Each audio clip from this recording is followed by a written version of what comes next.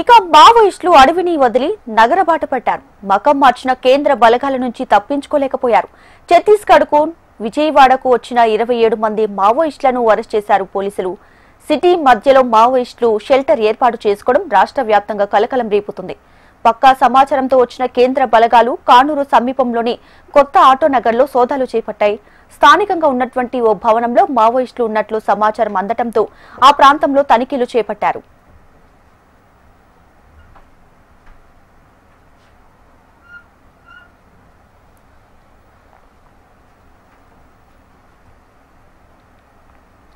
కానూరు కొత్త ఆటోనగర్లో Greyhounds, octopus బృందాలు జిల్లా పోలీసులు తనిఖీలు నిర్వహించాయి.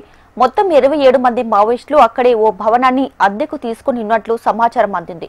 కృష్ణా జిల్లా ఎస్పీ ఆధ్వర్యంలో ఆక్టోపస్, గ్రేహౌండ్స్ బలగాలు మావోయిస్టులను అదుపులోకి తీసుకున్నాయి.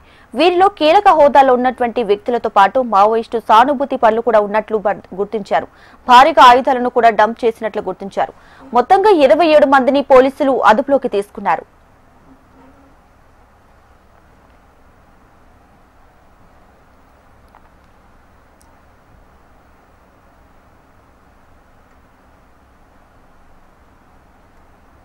ఇక వీరు 4 ప్రాంతాల్లో డంప్లు ఏర్పాటు చేసినట్లు పోలీసులు భావిస్తున్నారు. ఆ డంప్స్ ని స్వాధీనం చేసుకునేందుకు పోలీసులు విస్తృతంగా గాలింపు చేపట్టారు.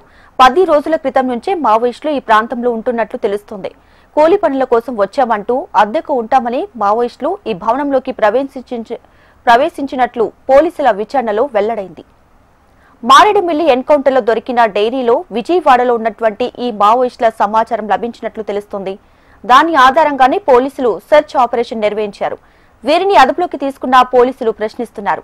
అయితే ఆపరేషన్ కగార్ పేరుతో కేంద్రం కూంబింగ్ చేస్తున్న నేపథ్యంలో మావోయిస్టులు అడవులను వదిలి నగరంలోకి ఎంటర్ అవుతున్నట్లు తెలుస్తోంది.